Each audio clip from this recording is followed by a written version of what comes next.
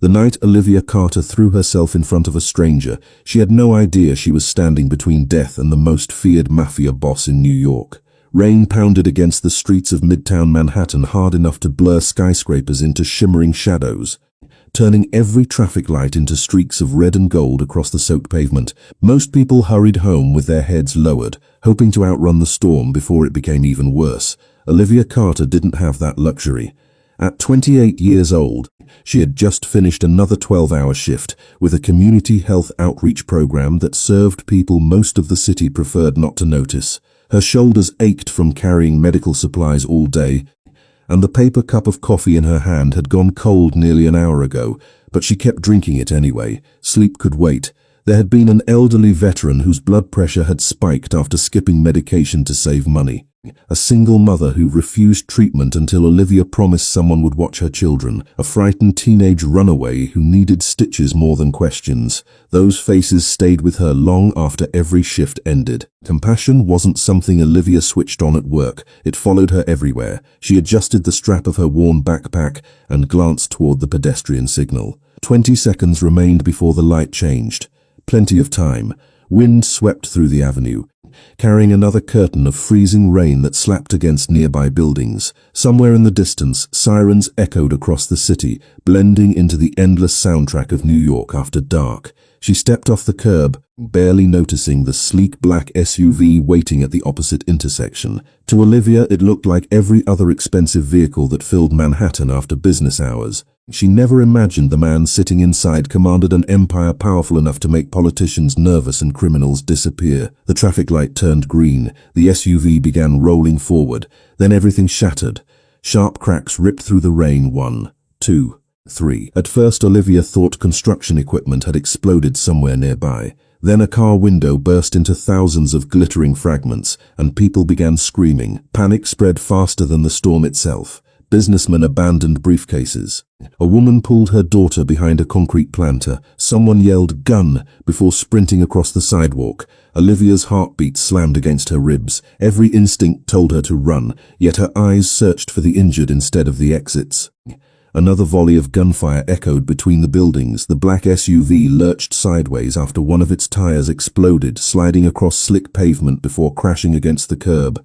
3 men in dark suits burst from the vehicle with practiced precision, drawing concealed pistols while shouting commands drowned beneath terrified screams. They weren't running away. They were protecting someone. Olivia ducked behind a parked taxi just as another bullet shattered the side mirror inches above her head. Her breathing came fast now, too fast. She forced herself to stay calm. Panic never saved anyone. Then she saw him. Nearly 30 feet away, a tall man staggered from the damaged SUV before collapsing beside the subway entrance. His dark overcoat clung to his broad frame, rain mixing with the blood spreading down his left sleeve. People rushed past him without looking twice, desperate to escape the crossfire. He tried to stand but failed, one hand gripping the concrete wall as another burst of gunfire struck sparks from the metal railing beside him. Their eyes met across the rain. His expression wasn't frightened, it was resigned, almost as though he had accepted that this was how his story would end. Olivia never stopped to ask who he was. She never wondered whether helping him was dangerous. She simply ran. Water splashed beneath her shoes as she crossed open ground, ignoring terrified voices yelling for everyone to get down. She reached the wounded stranger just as another shot cracked through the night. Without thinking, she threw herself against him, wrapping both arms around his shoulders and forcing his body behind one of the thick concrete support columns leading into the subway entrance. A bullet slammed into the pillar less than a second later, spraying dust across her jacket. The stranger stared at her in disbelief. "Why would you do that?" he asked quietly, his deep voice remarkably steady despite the blood soaking his coat. Olivia struggled to catch her breath while pressing trembling hands against the wound in his arm. "Because you were going to die if I didn't." For the first time since the shooting began, something unreadable crossed the stranger's face. Not fear, not relief. Recognition, as though one simple sentence had reached somewhere years of violence never could. Heavy footsteps thundered toward them. Half a dozen armed men surrounded the entrance with flawless coordination, weapons raised toward every rooftop and alley. "Boss!" one of them shouted. "We've got you!" Another man immediately knelt beside the injured stranger. "Mr. Moretti, we have to move right now." Olivia frowned. Moretti, the name meant nothing to her, not yet. The wounded man never looked away from her. Rain dripped from his dark hair while distant police sirens grew louder with every passing second. You protected a complete stranger, he said, almost to himself. Olivia managed a tired smile. Someone had to. Before either of them could say another word, the convoy surrounded him and hurried him toward another waiting vehicle hidden farther down the block. Olivia remained beneath the subway entrance, soaked to the bone and still shaking from adrenaline, completely unaware that somewhere across the street another pair of eyes had watched every second of what had just happened. Inside a parked sedan, a man slowly lowered his camera and spoke into a phone. She wasn't supposed to survive, he said coldly. Find the woman before Luca Moretti does. By sunrise, Olivia Carter would learn that the stranger she saved wasn't simply a wounded man. He was the one name powerful people whispered only behind closed doors. Sleep never came. Every time Olivia closed her eyes, she heard gunshots echoing between the skyscrapers, saw shattered glass exploding through the rain, and felt the weight of the wounded stranger collapsing against her shoulders. She sat on the edge of her small apartment bed just before dawn, still wearing the same damp sweatshirt from the night before, a mug of untouched coffee cooling beside the window. Police sirens had faded hours ago, but the silence somehow felt louder. She kept replaying the same question. Had he survived? She didn't even know his name. A sharp knock at her apartment door shattered the quiet. Olivia glanced at the clock. 6:32 in the morning. Nobody visited that early. Her heartbeat quickened as she cautiously approached the door and peered through the peephole. Two men wearing tailored black suits stood in the hallway, their postures straight, their expressions unreadable. One appeared to be in his 40s with silver beginning to streak his dark hair. The other was younger, broad-shouldered, scanning the hallway with the alertness of someone expecting danger. Neither looked like police officers. Olivia hesitated before unlocking the door only a few inches. "Can I help you?" The older man offered a respectful nod. "Miss Olivia Carter?" Her stomach tightened. "Who's asking?" Instead of answering immediately, he reached into his jacket. Olivia instinctively stepped backward until he produced nothing more threatening than a simple business card. There was no company logo, no address, only one name embossed in elegant silver letters: Luca Moretti. "Mr. Moretti would like to thank you personally," the man said calmly. The name meant nothing to Olivia, but hearing it stirred a distant memory. Then she remembered. Mr. Moretti. One of the guards had shouted it during the shooting. "Is he alive?" she asked before realizing how concerned she sounded. The older man allowed himself the faintest smile. "Because of you." Before Olivia could ask another question, tires screeched outside the apartment building. The younger guard's expression changed instantly. He pressed a hand to his earpiece while turning toward the nearest window. The hallway seemed to shrink around them. The older guard looked directly at Olivia. "Miss Carter, I need you to stay behind us." She frowned. "What's happening?" Nobody answered. A deafening crack echoed from outside. The apartment window at the end of the hallway exploded inward, showering broken glass across the floor. Someone screamed somewhere downstairs. The younger guard drew a concealed pistol with practiced speed. "Sniper," he shouted. "Move." Instinct to the floor as another shot tore through the hallway, punching into the wall where she had been standing only seconds earlier. Her pulse hammered against her ears. This wasn't random. Someone was trying to kill someone. The older guard grabbed her wrist, not roughly but firmly enough to keep her moving. "We have to leave now." "Who are they?" Olivia demanded as they hurried toward the emergency stairwell. "The same people who wanted Mr. Moretti dead." She froze halfway through the doorway. "Why would they come after me?" The guard met her eyes with quiet honesty. "Because you were never supposed to survive last night either." The words stole every ounce of air from her lungs. They rushed down 4 flights of concrete stairs before emerging into an underground parking garage where 3 identical black SUVs waited with engines already running. The rear passenger door of the middle vehicle opened. Olivia climbed inside almost automatically, still trying to process everything happening around her. Warm air replaced the cold rain. Expensive leather replaced cracked apartment walls. Then she looked across the spacious cabin. The wounded stranger from the night before sat opposite her, his left arm secured inside a black sling, a fresh white bandage visible beneath the cuff of his charcoal shirt. He looked pale but remarkably composed, as though surviving assassination attempts belonged somewhere on his daily schedule. His blue-grey eyes settled quietly on hers. "Good morning, Miss Carter." Olivia stared for several long seconds before finding her voice. "You followed me?" One corner of his mouth lifted ever so slightly. "Actually," he replied, "I sent people to make sure nobody else did." Before she could respond, the SUV began moving through the underground exit. Another vehicle fell into position ahead while a third settled behind them, forming a protective convoy. Olivia glanced through the tinted window just in time to see two unmarked police cars race toward her apartment building, lights flashing against the grey morning sky. "Who are you?" she finally whispered. The stranger remained silent for a moment, almost reluctant to answer. Then the older guard in the front passenger seat spoke instead. "Miss Carter." He paused carefully.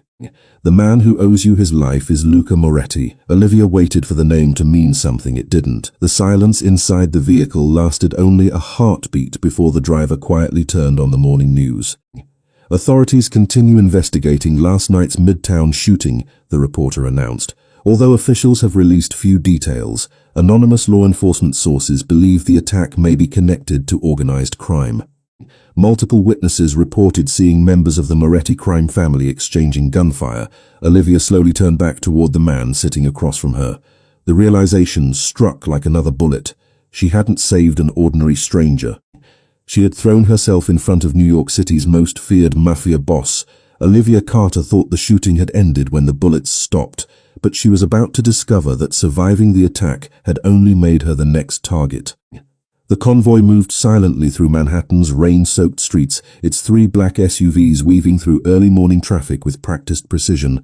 Olivia sat stiffly against the leather seat, stealing cautious glances at the man across from her. In daylight, Luca Moretti looked different from the wounded stranger she had pulled behind the subway pillar. His charcoal dress shirt had replaced the blood-soaked overcoat, though the sling supporting his injured arm reminded her how close he had come to dying. He wasn't speaking to anyone. The men surrounding him barely breathed unless necessary, communicating through subtle nods and brief whispers into hidden earpieces. The atmosphere inside the vehicle felt less like transportation and more like a moving fortress. Olivia finally broke the silence. "I don't understand why they're trying to kill me." Luca met her eyes, his expression calm but serious. "Because you saw something you weren't supposed to see. I didn't see their faces. They don't know that." She looked down at her trembling hands. "I'm not part of your world, neither were you yesterday." His answer lingered between them long after he spoke it. The SUV descended into an underground entrance guarded by reinforced steel gates. Armed security officers checked each vehicle before allowing the convoy to continue into a private garage beneath an elegant high-rise overlooking the Hudson River. Olivia stepped out slowly, her sneakers squeaking against polished concrete. Everything around her felt impossibly expensive. Marble walls, private elevators, security cameras positioned with military precision. Nothing about the building suggested organized crime, yet every detail whispered power. An older woman wearing a navy business suit greeted them the moment the elevator doors opened. "Good morning, Mr. Moretti." Her voice remained professional, though relief flickered across her face after seeing him alive. "Dr. Walsh is waiting upstairs." Luca nodded before turning toward Olivia. "You'll come with us." She folded her arms instinctively. "Am I being asked or told?" One of the guards shifted uncomfortably, but Luca surprised everyone by answering without irritation. "Asked." Olivia studied him for a long moment before giving a reluctant nod. Minutes later, she found herself standing inside a penthouse unlike anything she had ever imagined. Floor-to-ceiling windows overlooked the grey skyline while modern artwork decorated walls of polished stone.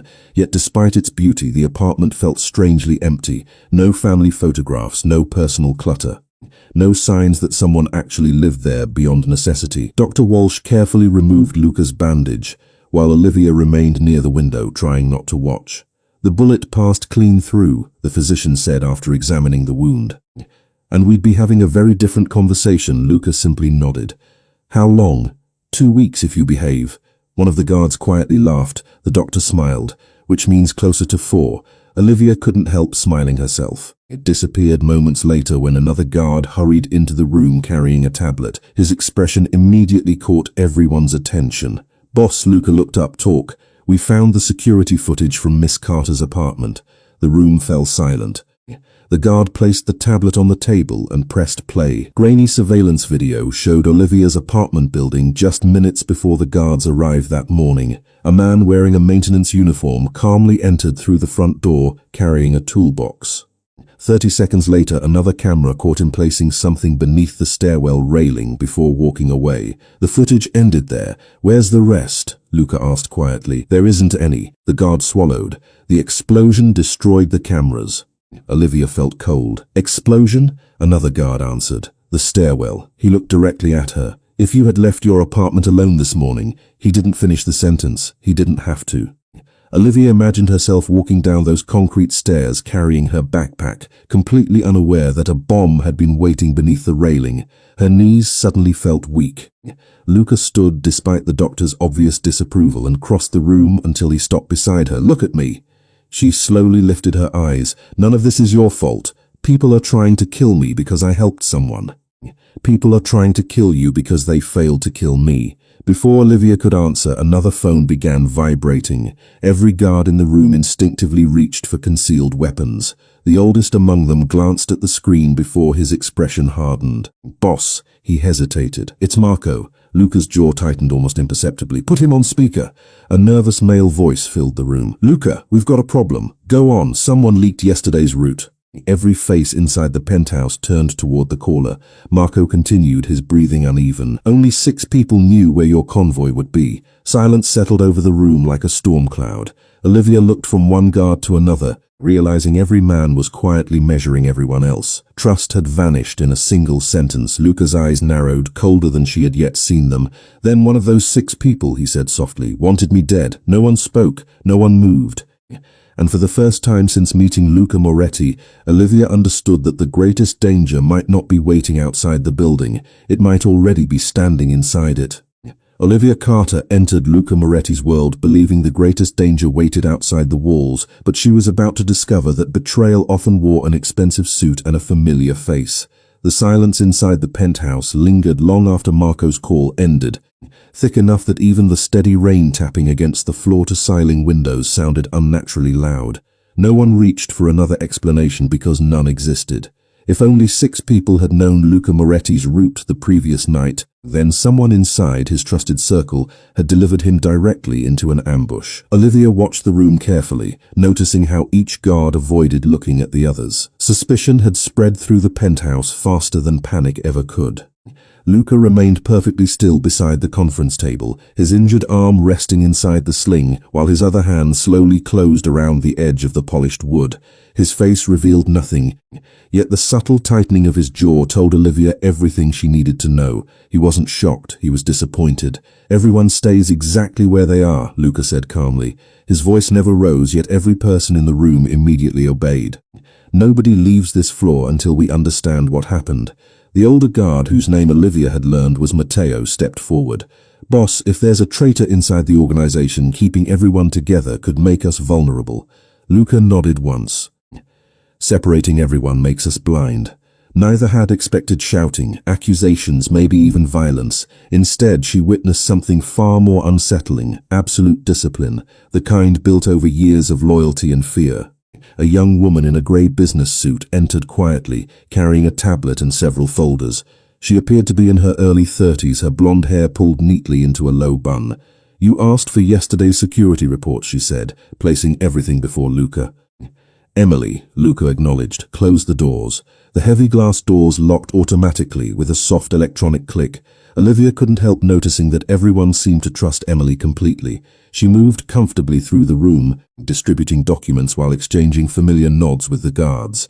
If there truly was a traitor, it certainly wasn't obvious. Luca opened the first file without speaking. Every page contained timestamps, vehicle movements, surveillance stills, and communication logs from the previous 24 hours. Olivia had never imagined the amount of planning required simply for one man to drive across Manhattan. Every route included backups. Every stop had alternatives. Every movement had been rehearsed. Yet someone had still known exactly where to attack. Yesterday's route changed twice, Matteo observed while studying another report. Only after we left headquarters. Luca looked toward Emily, who approved the second change. She checked the tablet. Marco transmitted the update at 6:42 p.m. Matteo authorized Marco. Emily hesitated for the first time. According to the records. She looked up slowly. "You did." The room became perfectly still. Olivia looked at Luca, expecting immediate denial. Instead, he calmly asked, "Show me." A recorded voice authorization played through the speaker. Route Delta confirmed proceed. It was Luca's voice, identical in every detail. Olivia watched Luca's expression carefully. He listened until the recording ended before quietly asking a single question. Play it again. They listened twice, then a third time. Finally, Luca looked away from the screen. That's not me. Nobody spoke. Matteo blinked. Boss, the voice is mine. Luca folded his hands behind his back. The breathing isn't. Confusion spread across several faces. Olivia frowned. What do you mean? Luca glanced toward her. I was shot in the shoulder 6 years ago. His tone remained matter-of-fact. My left lung never fully recovered. I pause slightly before the tablet. Whoever made that recording copied my voice perfectly. He paused, but not my breathing. Olivia stared at him. She replayed the recording in her mind. She hadn't noticed. Nobody else had either. Whoever had planned the ambush had been meticulous enough to imitate Luca's voice, but not someone who had lived beside him long enough to understand the smallest details. Matteo immediately turned toward Emily. Find every communication from the last month. I don't care how long it takes. She nodded and hurried toward another office. Olivia remained standing near the window, watching rain streak across the glass while New York continued moving far below, completely unaware that a hidden war was unfolding several hundred feet above the streets. Miss Carter. Luca's voice broke her thoughts. She turned. You don't belong here. She almost laughed. I figured that out yesterday. That's not what I mean. He walked closer, stopping several feet away to avoid intimidating her. This world destroys people who stay in it too long. Olivia searched his face. Then why won't you let me leave? For the first time since they had met, Luca didn't answer immediately. He looked past her toward the storm outside. Because whoever planned this believes you're important. I'm not. I know. His eyes met hers again. They don't. Before Olivia could respond, every light inside the penthouse flickered once, then twice. A sharp alarm echoed through the entire floor. One of the security monitors abruptly went black before another followed. Emily's panicked voice crackled through the intercom. Boss, we've lost every external camera. At that exact moment, the backup generator failed. The penthouse fell into darkness, broken only by flashes of lightning beyond the windows. Somewhere inside the building, an elevator bell chimed. Then another. Matteo slowly drew his pistol. His voice was barely above a whisper. They're already inside. Darkness didn't frighten Olivia Carter nearly as much as the silence that followed, because somewhere inside Luca Moretti's fortress, someone already knew exactly where they were. The emergency lights failed to activate. For nearly 3 full seconds, the penthouse disappeared into absolute darkness, broken only by flashes of lightning spilling through the massive windows overlooking Manhattan. Olivia could hear nothing except hurried breathing and the distant hum of elevators somewhere below.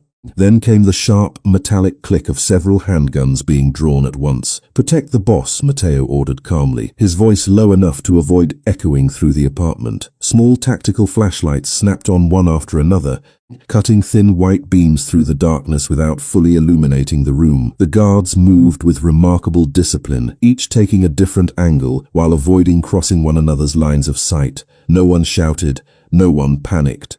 Olivia had never seen people prepare for violence with such terrifying precision. Before she could process what was happening, Luca stepped closer and gently guided her behind a thick marble support column. Stay here, he said quietly.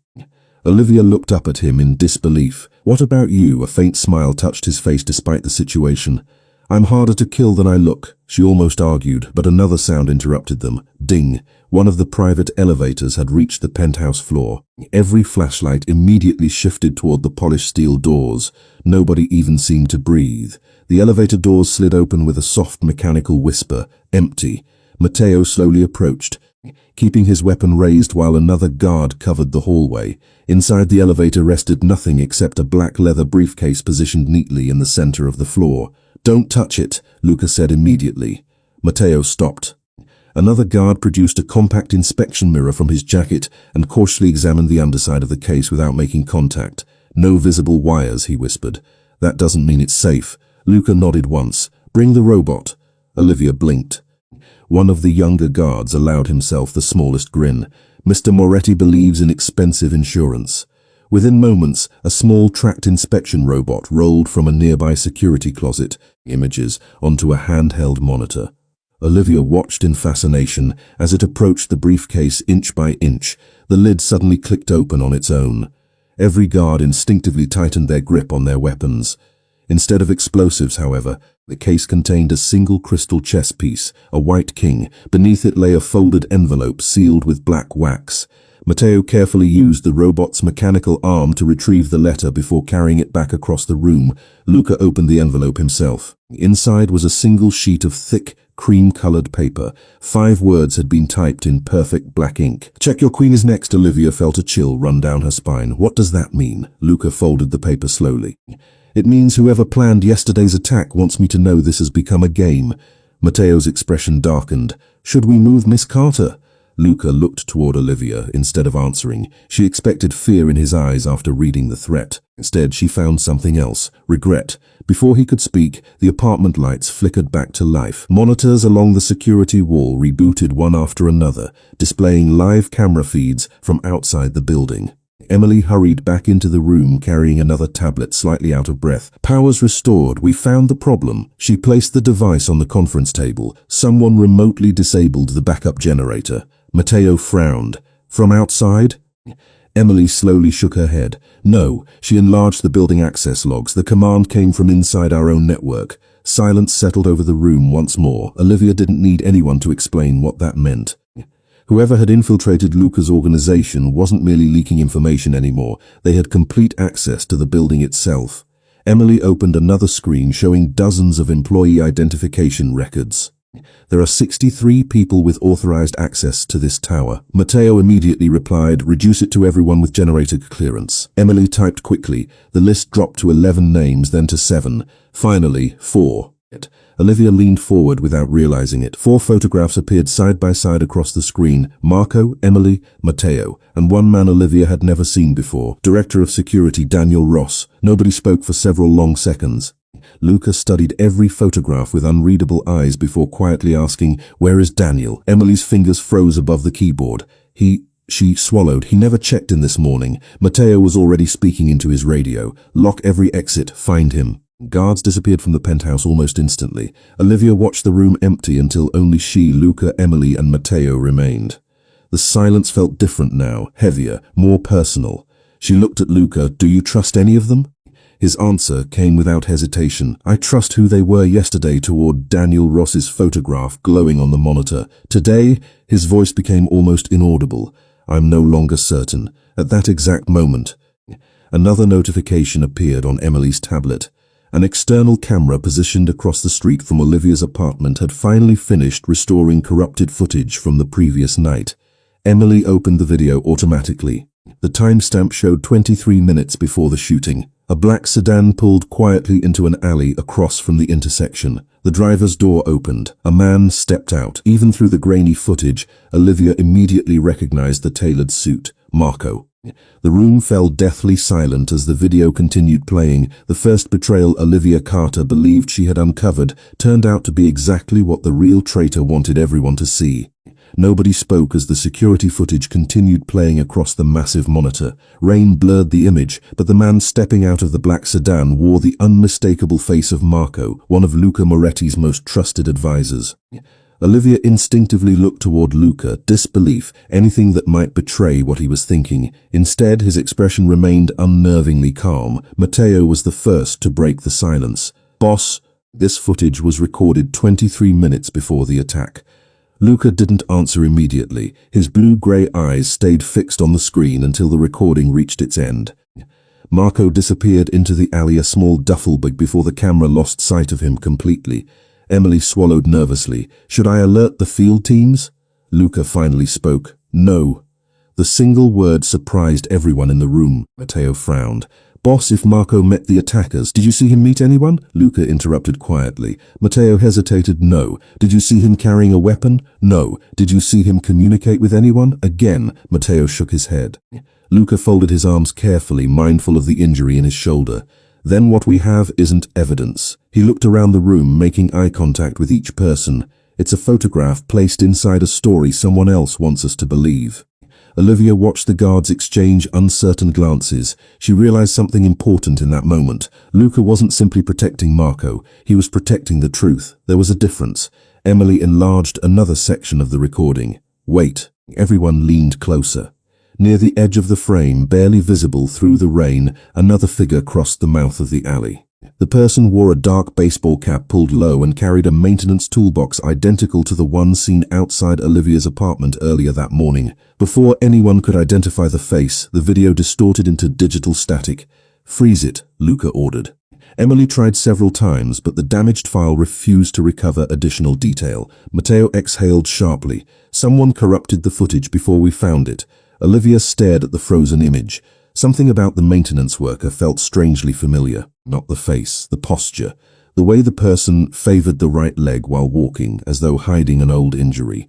She frowned, and searching that walk before, every head turned toward her. Luca stepped closer. "Where?"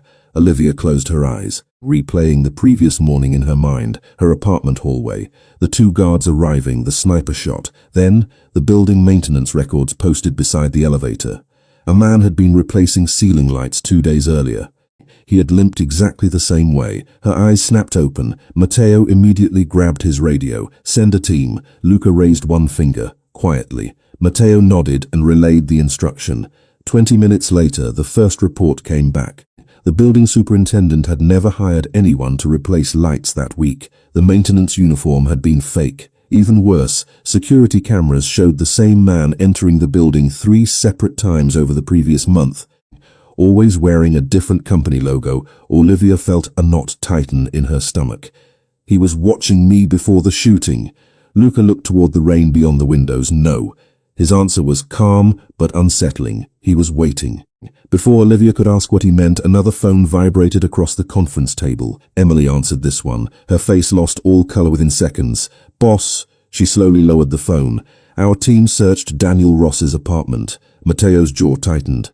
And Emily swallowed. "It's empty." "Empty?" "Completely." She opened another file on the tablet. "Neighbors say he moved out 3 days ago." Silence settled over the room again. 3 days before the ambush, before the sniper. Before the bomb beneath Olivia's apartment stairs. Daniel Ross hadn't disappeared after the attack. He had vanished before it ever happened. Matteo cursed under his breath. "We've been chasing the wrong man." Luca remained motionless. But Olivia noticed his gaze drift back toward the fake maintenance surveillance worker, toward the toolbox.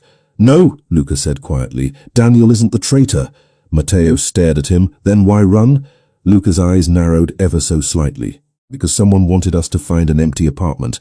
Olivia felt another chill. The realization struck her almost instantly. "It's another distraction." Luca nodded once. "Exactly." Emily looked confused. "Then what are we missing?" Luca walked to the monitor and pointed at the maintenance worker, but at the timestamp in the corner of the screen. "Look at the time." Olivia leaned closer. 23 minutes before the shooting. Luca continued. "My convoy didn't change routes until 18 minutes before the shooting." The room fell completely silent. Matteo's eyes widened first, then Emily's. Finally, Olivia understood. Whoever appeared in that alley 23 minutes earlier couldn't have known where Luca's convoy would pass, unless the route had been decided long before anyone believed it had. Someone wasn't simply leaking information. Someone was creating the decisions themselves. Luca slowly turned away from the screen, his voice barely above a whisper. "We've been looking for the messenger." His gaze hardened as it settled on the city skyline beyond the glass. "The person we're really hunting is the one writing the message." The answer Olivia Carter had been searching for wasn't hidden inside a secret file or a surveillance video. It was buried in the only memory Luca Moretti had spent 6 years trying to forget. Rain finally gave way to a cold grey afternoon, leaving Manhattan wrapped beneath heavy clouds that seemed unwilling to let the sun return. Inside the penthouse, the atmosphere remained tense, but the frantic urgency of the morning had settled into something quieter and far more dangerous. Every conversation had become measured. Every glance carried suspicion. Every phone call was verified twice before anyone answered. Olivia stood beside the panoramic windows, watching ferries cut through the Hudson while trying to untangle everything she had learned in less than 24 hours. Someone had manipulated Luca's convoy. Someone had planted a bomb outside her apartment. Someone had wanted Marco blamed, and somewhere behind all of it stood intelligent enough to stay invisible while everyone else chased shadows. She heard footsteps behind her. "You haven't eaten." Luca's voice was calm, almost gentle. Olivia turned to find him carrying 2 untouched cups of coffee instead of the expensivest whiskey she would have expected from a man like him. He handed one to her before sitting across the room near the fireplace. Neither have you, she replied. A faint smile appeared. Fair enough. For several moments neither of them spoke. The silence no longer felt uncomfortable. It felt earned. Olivia wrapped both hands around the warm cup. Can I ask you something? Luca nodded. Why didn't you accuse Marco? He looked into the coffee instead of answering immediately. Because I've buried enough innocent men. Olivia frowned slightly. What do you mean? Another long pause followed. Outside, thunder rolled somewhere beyond the river. Luca leaned back in his chair, his eyes fixed not on the room around him but somewhere much farther away. 6 years ago, he began quietly, my father was killed during a meeting that should never have been discovered. Olivia listened without interrupting. The organization found evidence that one of our own had betrayed him. His jaw tightened almost imperceptibly. His name was Anthony Greco. He had worked beside my father for nearly 20 years. Olivia could hear the weight behind every word.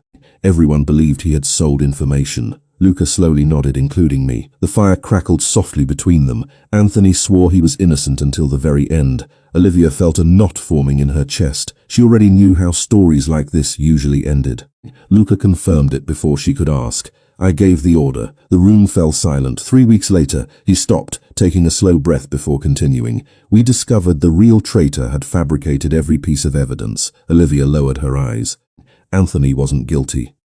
No. Another silence settled over the room, broken only by rainwater dripping from the balcony outside. His wife never forgave me. Luca's voice had become almost a whisper. Neither did his daughter. Olivia stared at the man sitting opposite her. The newspapers called him ruthless. Politicians called him dangerous. Rivals called him merciless. Yet none of those descriptions matched the quiet regret sitting only a few feet away.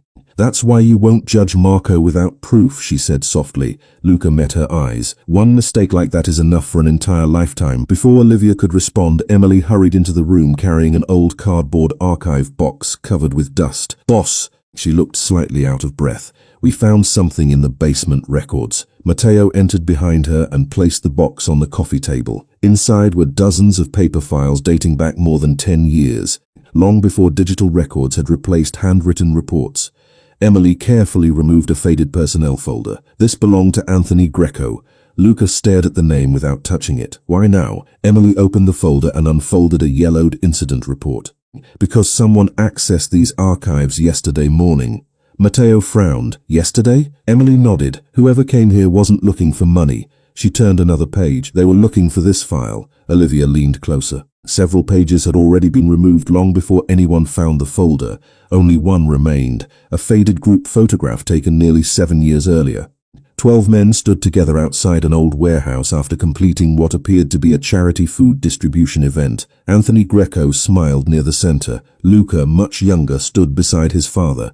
Olivia's eyes drifted across the remaining faces until one man near the far edge of the picture caught her attention. She froze. Wait! Everyone looked toward her. She pointed at the photograph with a trembling finger. I've seen him before. Matteo leaned closer. Who? Olivia's pulse quickened. The room became deathly still. She pointed directly at a smiling man standing behind Anthony Greco. That's him. Emily quickly checked the personnel list attached to the back of the photograph. Her face slowly drained of color. His name was Daniel Ross. Nobody spoke. Luca reached for the old photograph with his uninjured hand, studying the smiling faces frozen in time. Daniel Ross hadn't infiltrated the organization recently. He had already been standing beside them the day Anthony Greco was condemned. And if Daniel had been there from the beginning, then the conspiracy surrounding Luca Moretti had never started with last week's shooting. It had begun 6 years earlier, the very day an innocent man died because the wrong person had been trusted. The moment Olivia Carter finally believed she understood the truth, someone handed her proof that Luca Moretti had been lying from the very beginning. The old photograph remained on the conference table long after everyone stopped talking, its faded edges curling beneath the soft glow of the penthouse lights, while the smiling faces frozen 7 years earlier suddenly carried far more weight than anyone could have imagined. Olivia couldn't take her eyes off Daniel Ross.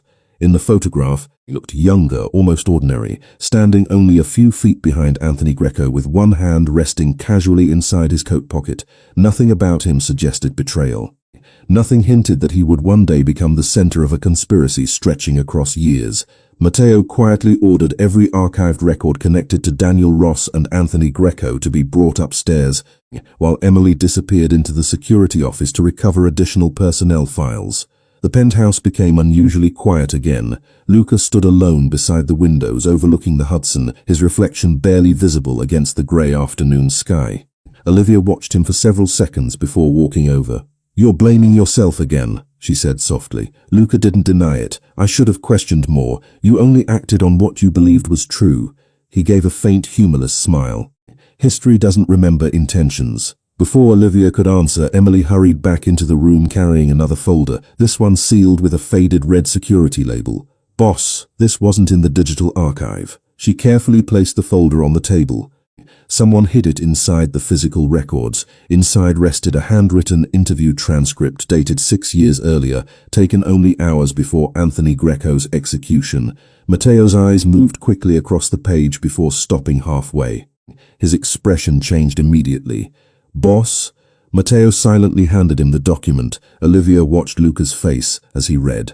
For the first time since she had met him, genuine emotion slipped through the mask of composure he wore so effortlessly. His fingers tightened around the aging paper. His breathing slowed, Olivia asked. Luca remained silent. Instead, he handed her the final page. She began reading. Anthony Greco's final statement wasn't a plea for mercy. It wasn't an angry denial. It contained only one request. "If I am wrong, let history judge me. But if I am right, tell Luca not to spend his life searching for the man who betrayed us. He's standing close enough to shake his hand every morning." Olivia slowly lowered the paper. The words sent a chill through the entire room. Matteo looked toward Luca. Anthony knew. Luca nodded once. He always knew. Emily frowned. "Then why didn't he name the traitor?" Luca stared at the photograph again. "Because he didn't know which face it was." Silence followed. Olivia looked from the statement to the old group photograph. 12 men, 1 traitor. Anthony had died knowing someone close to Luca had orchestrated everything but never discovering exactly who. Suddenly, another notification appeared across Emily's tablet. "Boss." She answered immediately before turning pale. "One of our teams found Daniel Ross." Matteo stepped forward. "Alive?" Emily slowly shook her head. "No." The room froze. His car was discovered abandoned near Pier 39. Emily swallowed hard. "There's blood inside." Matteo reached for his radio. "Was the body recovered?" Emily looked down again. "That's the problem." "What problem? There isn't one." Olivia frowned. "What do you mean?" Emily met everyone's eyes. "There's blood," she whispered, "but no body." Luca remained strangely calm, almost too calm. Olivia noticed it immediately. "You expected this." He looked at her without answering. She stepped closer. "Didn't you?" Finally, Luca spoke. "Daniel isn't running." Matteo stared. "Boss? Someone eliminated him." Emily looked confused. "But if Daniel's dead," Luca finished the sentence quietly, "then the man we've been chasing was never the mastermind." The realization settled heavily over the room. Daniel Ross had become exactly what Marco almost became. A convenient suspect, a dead end carefully prepared for anyone investigating the conspiracy. Olivia suddenly remembered something from Anthony Greco's final statement. Standing close enough to shake his hand every morning. Her thoughts raced. Daniel had worked security. Marco managed logistics. Emily oversaw administration. Matteo commanded protection teams. All of them stood beside Luca every day. Yet Anthony's words suggested something even more unsettling. The real architect didn't need to hide outside the organization. He needed to remain trusted long enough that nobody would ever imagine questioning him. Before anyone could speak again, another encrypted phone buzzed on the conference table. Matteo answered instinctively before handing it directly to Luca. "It's anonymous." Luca accepted the call without hesitation. No one else could hear the voice on the other end, but everyone watched his expression carefully. It never changed. He listened for nearly 30 seconds before quietly asking only one question. "Why are you telling me this now?" the caller answered.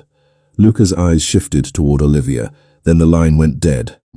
Matteo immediately asked, "Boss?" Luca slowly placed the phone back onto the table. "Someone who wants Olivia alive." Olivia blinked in confusion. "Why?" Luca looked directly into her eyes, his voice lower than ever before. "Because according to whoever just called," he paused, "you're the only person left who can recognize the real traitor when you finally see him." The truth Olivia Carter had been chasing wasn't waiting inside another secret file. It was hidden inside a memory she hadn't realized she still carried. The anonymous phone call ended, but its final words refused to leave the room. No one spoke for several long seconds. Matteo immediately ordered technicians to trace the encrypted number, while Emily began pulling every communication log from the last 48 hours. Luca remained standing beside the conference table, his eyes fixed on Olivia as though he was seeing her differently for the first time. She felt the weight of his gaze but couldn't understand why. "You're looking at me like I've done something," she finally said, breaking the silence. Luca slowly shook his head. "No." His voice remained calm. "I'm wondering what you know that you don't realize you know," Olivia frowned. "I've never met any of these people before last week. I believe you. Then why would someone say I can recognize the traitor?" Luca didn't answer immediately. Instead, he turned toward Emily. "Show me every piece of footage from the shooting." Within moments, multiple surveillance videos appeared across the wall-sized monitors. Different camera angles replayed the same nightmare from different perspectives.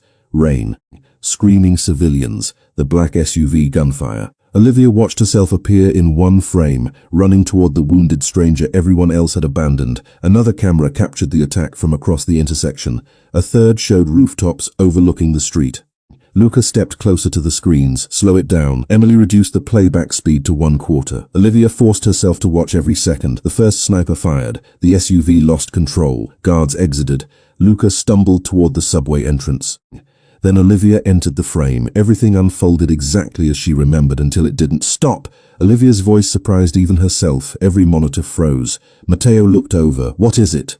Olivia walked toward the screen displaying the widest camera angle. Her heartbeat gradually accelerated. Something near the edge of the image felt strangely familiar. She leaned closer. "Go back 3 seconds." Emily complied. The footage rolled backward before freezing again. Olivia stared at the blurry crowd scattered across the sidewalk. A man wearing a grey baseball cap stood near a newspaper kiosk, apparently talking on his phone while everyone else fled the shooting. She pointed toward him. "That man!"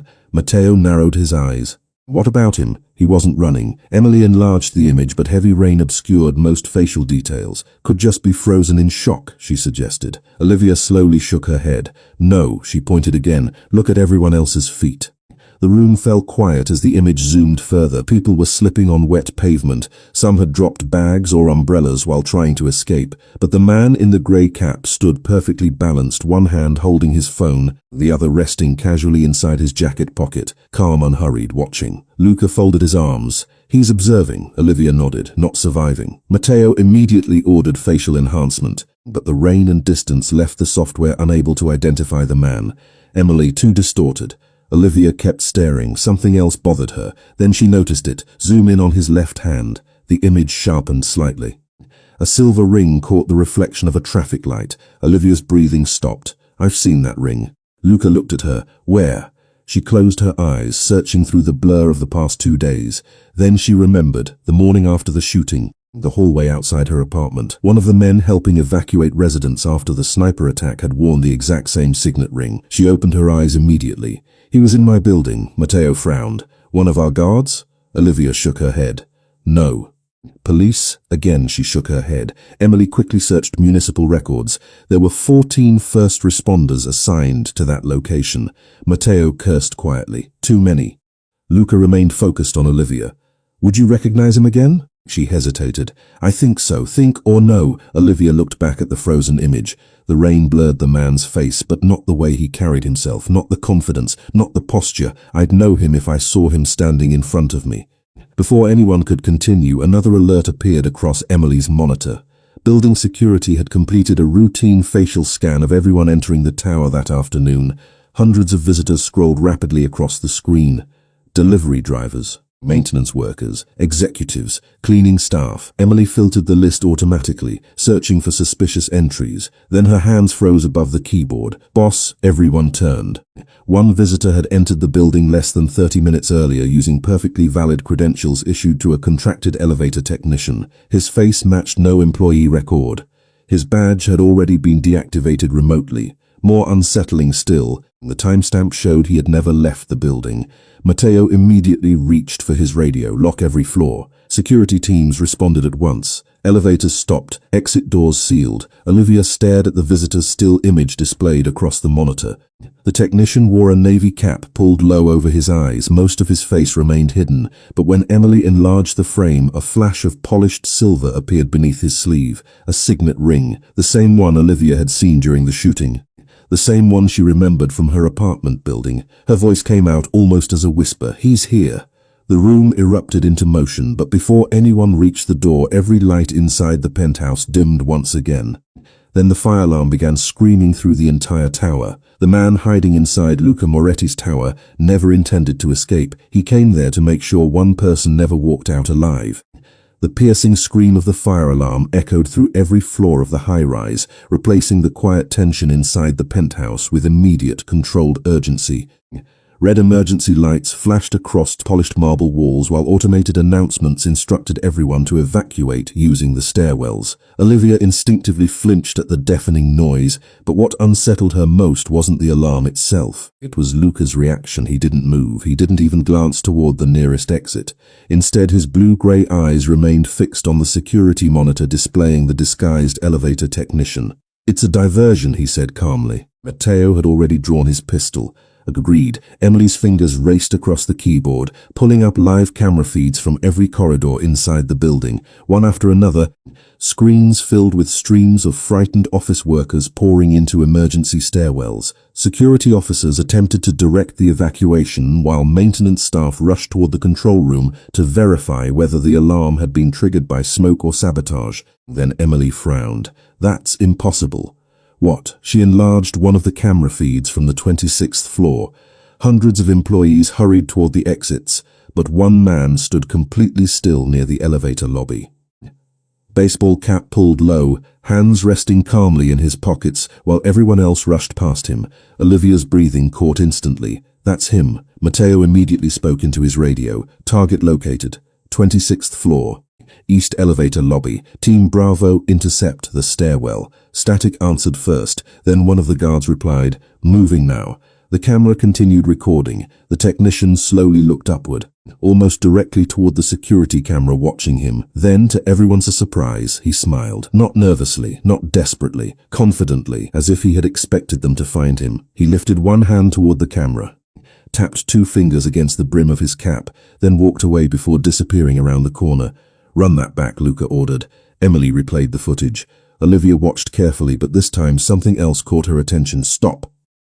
The image froze. She stepped closer. His left hand, the silver signet ring, gleamed beneath the emergency lights. Olivia narrowed her eyes. "No." Matteo looked at her. "What? That's not the same ring." Silence filled the room. Emily compared both surveillance images side by side. At first glance they looked identical, then Luca noticed it. Emily enlarged both rings to the limit of the software. One displayed a lion, the other an eagle. Matteo cursed quietly. Olivia slowly nodded. "The one from the shooting wore a lion." She pointed at the current image. "This one doesn't."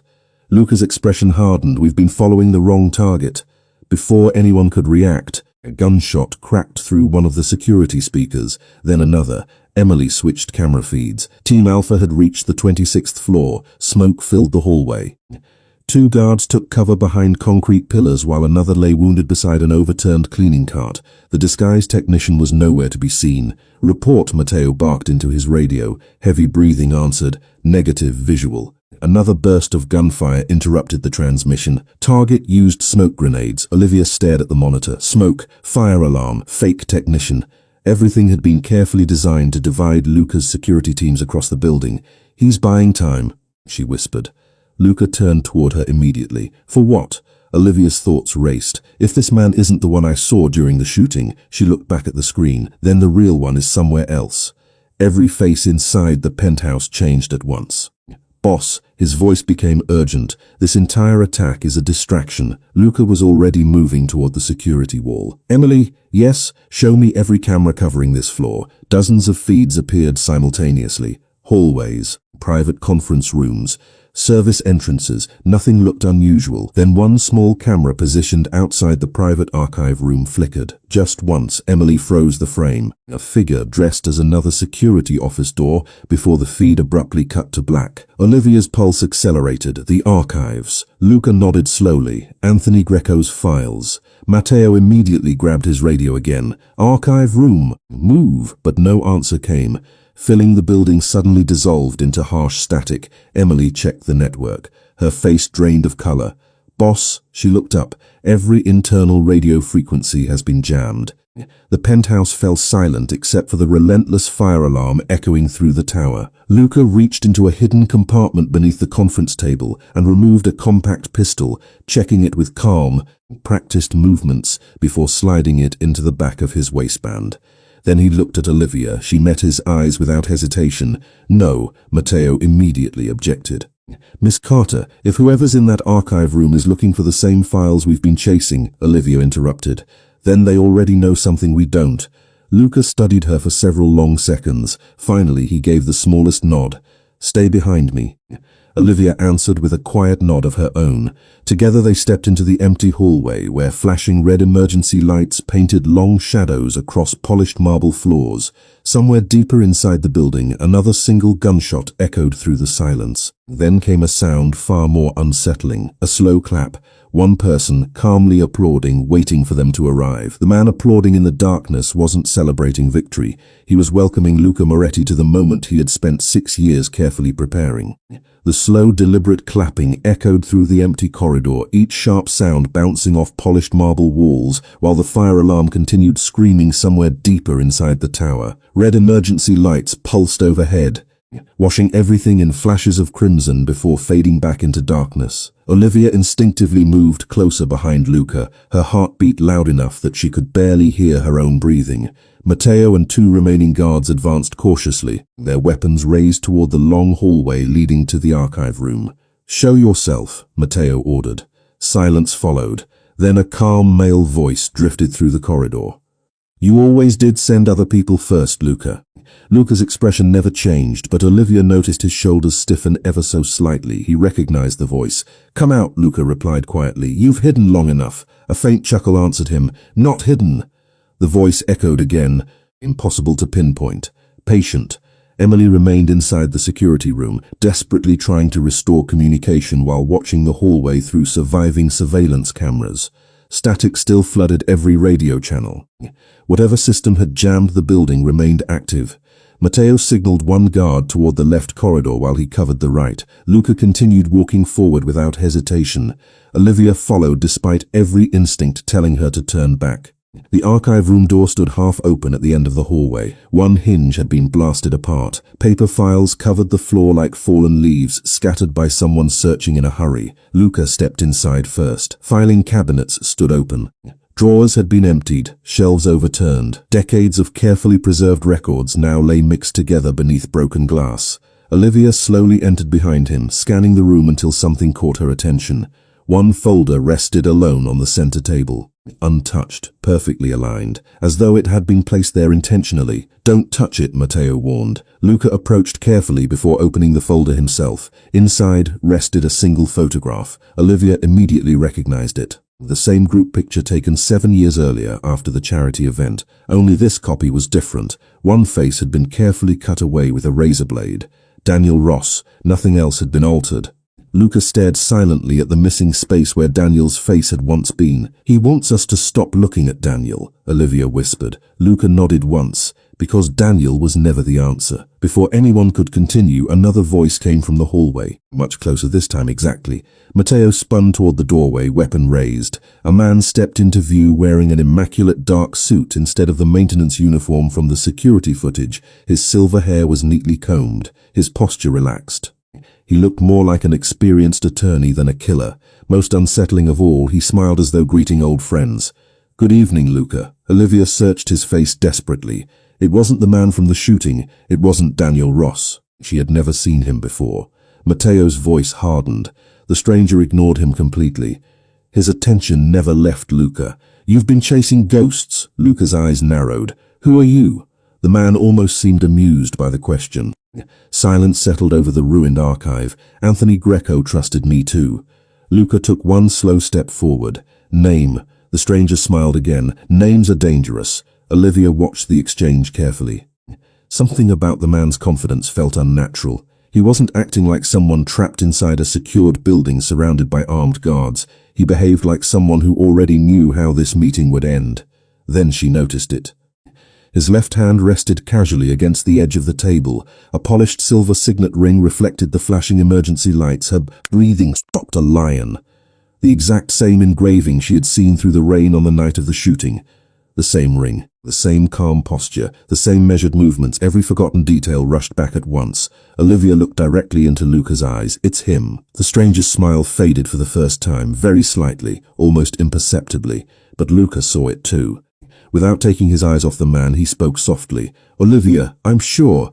Her voice remained steady despite the fear rising inside her. He was standing across the street during the shooting. Matteo tightened his grip on his pistol. Boss. Luca slowly nodded.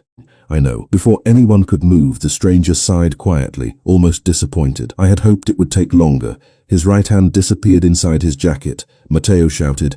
Gun. 2 shots exploded almost simultaneously. Glass shattered behind the stranger as Matteo fired first. The man stumbled backward, but instead of collapsing, he smiled once more and pressed a small black device hidden in his palm. Every light inside the archive room went dark.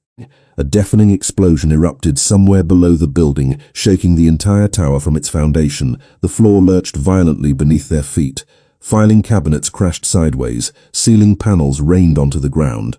Olivia lost her balance as the room tilted, but before she could fall, Luca caught her with his uninjured arm and pulled her against him. Emergency backup lights flickered weakly to life. Seconds later, the stranger was gone. Only the silver signet ring remained on the floor where he had been standing, lying beside a small handwritten note addressed to Luca Moretti. Luca picked it up slowly. 5 words had been written across the folded paper in neat black ink. Asterisk, the game ends at dawn. Asterisk. The final battle Luca Moretti had prepared for wasn't against the man who betrayed him. It was against the part of himself that believed revenge was the only ending he deserved. Dawn had not yet reached the New York skyline when Luca folded the handwritten note and slipped it into the inside pocket of his jacket. The words echoed louder than the explosion that had shaken the tower only minutes earlier. The game ends at dawn around him. Emergency teams secured damaged floors, while firefighters confirmed that the blast had been carefully contained inside an abandoned mechanical level. It had never been intended to destroy the building. It had been designed to move every guard away from one place. Matteo returned from the lower levels with a grim expression. No secondary explosivities. He hesitated before continuing. Whoever planned this wanted us chasing smoke. Luca nodded quietly, because the real destination was never this tower. Olivia looked toward him. You know where he's going. Luca walked to the shattered window overlooking the river. Beyond the grey horizon, rows of shipping cranes stood motionless at the container port, where the Moretti family had built its business decades earlier. My father used to say every empire begins at the waterfront. His voice remained calm, and every betrayal ends there. Within minutes, 3 black SUVs sped through nearly empty streets as the first pale light of morning pushed against the fading darkness. No sirens. No convoy levy of dozens, only a handful of trusted guards. Nobody spoke during the drive. Olivia watched the city awaken outside the window, wondering how thousands of ordinary people could begin another normal day, while an invisible war unfolded only a few miles away. The convoy entered the deserted shipping terminal, just as the first rays of sunlight touched the tops of stacked containers. Thick fog drifted across the concrete lanes, swallowing entire rows of steel crates until visibility stretched no farther than 30 yards. Matteo signaled the guards into defensive positions. Clear sectors 1 through 4. Voices answered through restored radios. Sector 1 clear, Sector 2 clear, then silence. A single slow clap echoed across the empty terminal. Luca didn't flinch. You always liked dramatic entrances, he called into the fog. The silver-haired man stepped from between 2 towering containers, dressed exactly as before, immaculate, despite the explosion he had escaped. This time he carried no weapon, only an old leather folder beneath one arm. Good morning, Luca's smile was smaller now, tired. You've spent 6 years searching for the wrong answer. Luca remained perfectly still. Then give me the right one. The man placed the leather folder on a nearby crate before slowly stepping backward. Anthony Greco didn't die because of me, Olivia frowned. You're lying. He shook his head. I manipulated the evidence. But I never gave the execution order. Silence followed. Luca never looked away. I did, exactly. The stranger's voice softened. That has been your prison ever since. Olivia watched Luca carefully. She could see the conflict behind his steady expression. Anger, regret, guilt, all colliding beneath years of disciplined control. The stranger nudged the leather folder forward with one foot. Everything is inside: financial records, communication logs, the names of every politician and businessman who financed the conspiracy. Matteo cautiously retrieved the folder and handed it to Luca. Every document appeared authentic, every signature matched archived records. Why now? Luca asked. The man's smile disappeared completely. Because I'm dying. He slowly rolled back his sleeve, revealing an intravenous catheter taped to his forearm beneath the cuff. Cancer doesn't negotiate.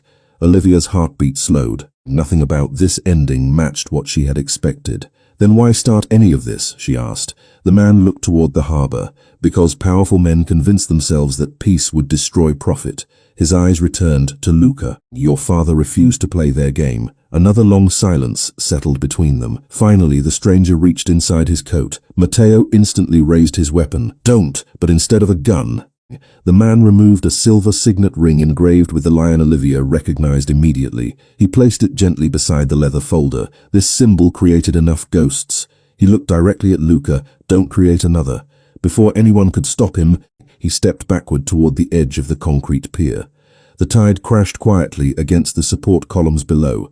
Luca took one step forward. Don't do this, the stranger smiled sadly. You've already made the only decision that matters. He glanced toward Olivia. She saved your life twice. Luca frowned. The first time, the man said softly. She stopped a bullet. His gaze settled on Luca one last time. Today, he looked down at the ring lying on the crate. She stopped your revenge. Without another word, he turned and disappeared into the thick morning fog stretching over the river. Matteo ordered every guard forward, but by the time they reached the pier, the man had vanished completely. No body, no boat, no footprints. Only calm water beneath the rising sun. Olivia quietly walked beside Luca, who still held the leather folder without opening it. You could have chased him, she whispered.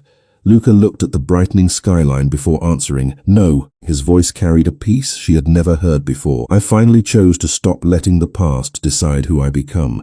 Behind them, sunlight broke through the clouds for the first time in days, illuminating the harbor where 6 years of betrayal had finally come to an end.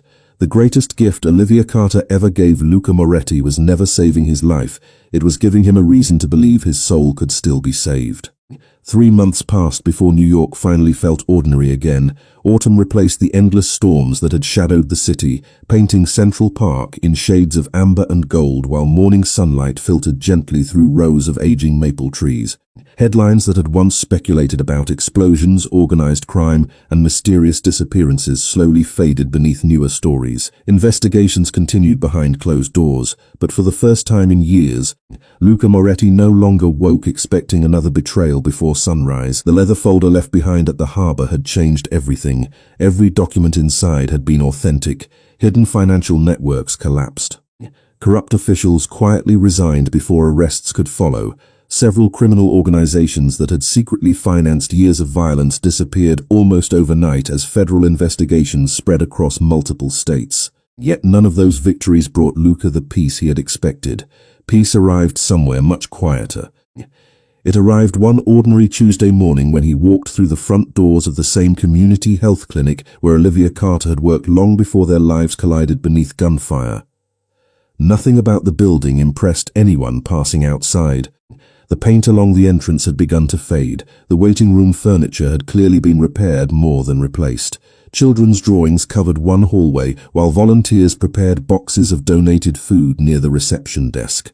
Olivia looked up from a stack of patient files and smiled the moment she saw him. You're early. Luca glanced at his watch. By 4 minutes, she laughed softly. I'm rubbing off on you.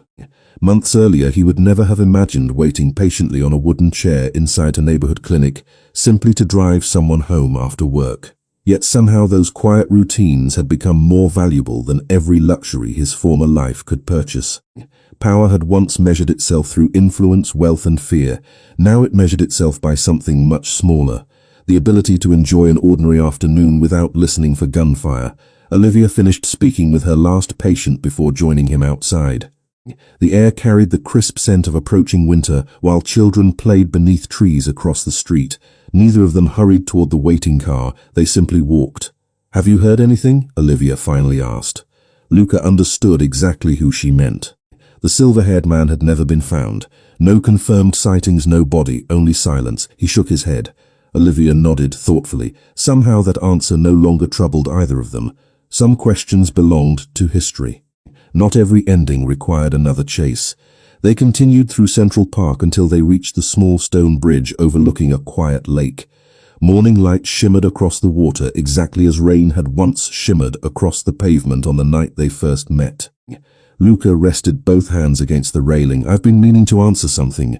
Olivia looked at him curiously. "What?" He smiled, not with the guarded restraint she had known months earlier, but with the calm honesty of a man no longer hiding behind carefully built walls. "You asked me why I called you my salvation," she remembered. The question had followed them from the hospital to the penthouse, through betrayals, explosions, and countless nights when neither of them knew whether morning would come. "At first," Luca said quietly, "I believed it was because you saved my life." Olivia smiled gently. "That would make sense." It would. He looked toward the sunlight dancing across the lake. "But I was wrong." Silence settled comfortably between them. "The bullet," he continued, "would have healed." His voice grew softer. "The wound inside me wouldn't have." Olivia remained still, allowing him to finish. "For 6 years I convinced myself that guilt was something I deserved to carry forever. I believed revenge would eventually make the weight lighter." He shook his head slowly. It never did. A breeze stirred fallen leaves across the bridge. Luca turned toward her. "Then a woman who knew nothing about my name, nothing about the things I'd done, chose to protect me anyway." His eyes met hers with quiet gratitude. "Not because I had power." Another pause. "Not because I earned it." His smile returned. "Simply because you saw another human being who needed help." Olivia felt tears gathering despite her efforts to hide them. Luca reached gently for her hand. "That was the moment I realized there might still be a version of myself worth saving." Neither of them spoke again for several seconds. They didn't need to. The answer had finally arrived exactly where it belonged, not inside a confession, but inside understanding. Olivia intertwined her fingers with his. "Then promise me something. Anything. Keep choosing that version of yourself." Luca nodded once. "Every day." Together they left the bridge and continued walking beneath the golden trees as the city awakened around them. There were no sirens, no gunshots, no bodyguards surrounding every step. Only two people moving toward a future neither of them had expected to find. Months earlier, Olivia had shielded a stranger from a bullet beneath a storm-filled sky. This morning, Luca lifted his free hand to shield her eyes from the bright autumn sun as they disappeared together down the quiet park path. He had once ruled his world through fear. She had changed it through compassion, and in the end, the most feared mafia boss in New York discovered that the strongest thing anyone could ever call another person was not my queen, not my future, and not even my love. It was simply, my salvation. Sometimes the truest ending isn't the moment evil disappears. It's the quiet morning when ordinary kindness finally becomes stronger than fear. 6 months later, the first snow of winter settled softly over Manhattan, turning rooftops white and muting the endless rhythm of the city beneath a blanket of silence. Olivia Carter stood outside the community health clinic before sunrise, brushing a thin layer of snow from the front steps with an old push broom someone had donated years ago. Her cheeks had turned pink from the cold, and tiny clouds of warm breath drifted into the frozen air each time she paused. Inside, volunteers were already preparing breakfast for nearly 40 homeless veterans. Another ordinary morning. Exactly the kind of morning she had once believed she would never stop appreciating. A black SUV pulled quietly to the curb. Unlike the convoys that had once surrounded Luca Moretti everywhere he went, only one vehicle arrived now. No flashing earpieces, no line of armed escorts, no visible bodyguards watching every rooftop. The driver's door opened. Matteo climbed out carrying 2 cardboard boxes overflowing with children's winter coats.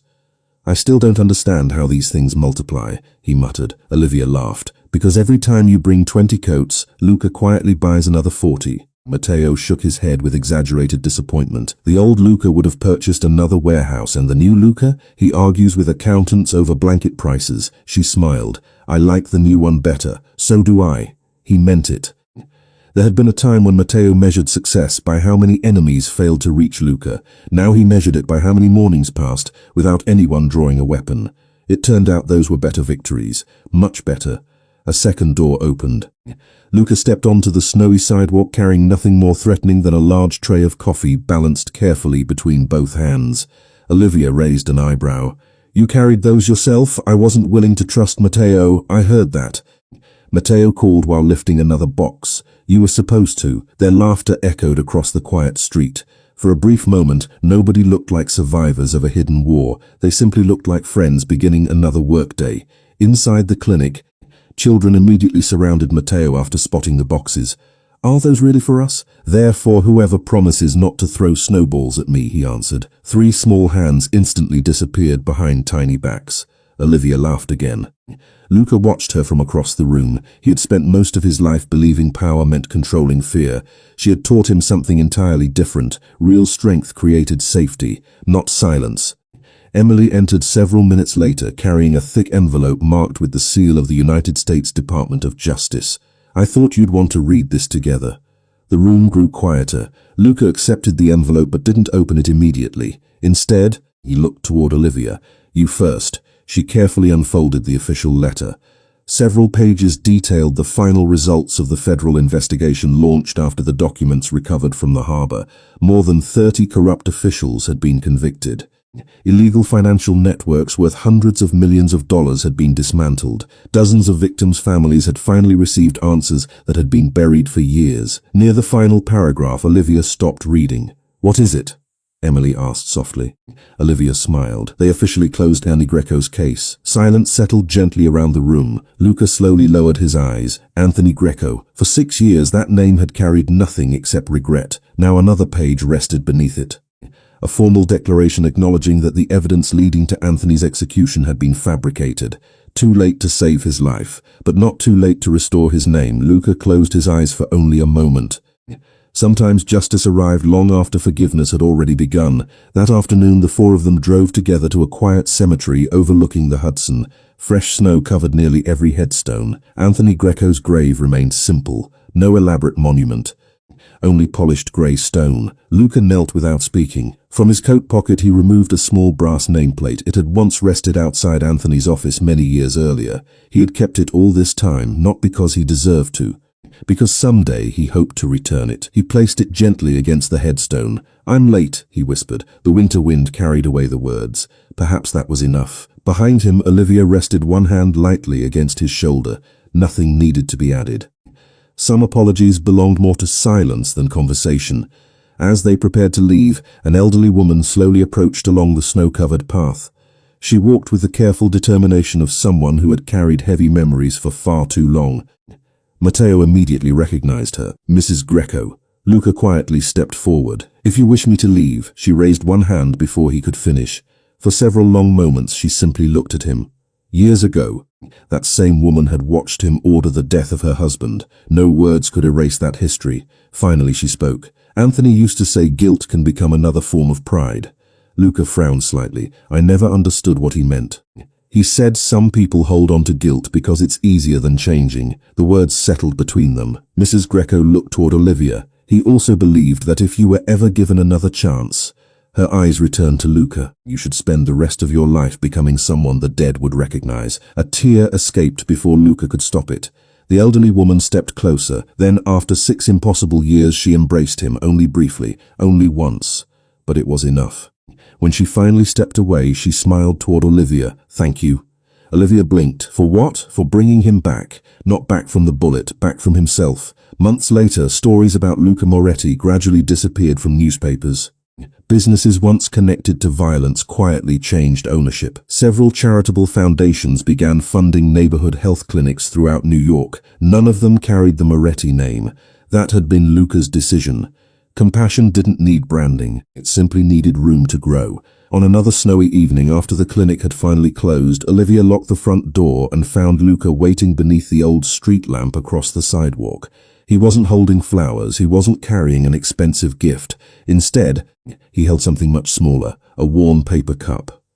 "The coffee's probably terrible," he admitted. "It probably is. But I remember someone once saying she'd drink cold coffee if helping people mattered more." She laughed.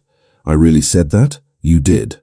He handed her the cup. She accepted it. Still warm, still how perfect anyway. Snow drifted quietly around them while city lights shimmered across the sidewalks exactly as rain once had on the night everything began. Luca reached into his coat pocket one last time. Olivia expected another document. Instead, he unfolded the faded grocery receipt she had unknowingly dropped on the sidewalk the night she saved him. He had kept it through gunfire, through betrayals, through explosions, through 6 years of ghosts finally coming to an end. "It's worthless," Olivia whispered. He smiled gently. "No." His fingers carefully folded the paper again. "It's the receipt from the day my life became worth living again." They continued walking through the softly falling snow, leaving behind 2 sets of footprints that slowly disappeared beneath winter's quiet embrace. Neither of them noticed the elderly man sitting alone on a distant park bench with a newspaper resting across his knees, silver hair, a long dark overcoat, no signet ring. He watched them disappear around the corner before allowing himself the faintest smile. Then he stood, dropped the newspaper into a recycling bin, and walked calmly in the opposite direction until the falling snow swallowed him completely. No one ever saw him again, and this time, no one needed to.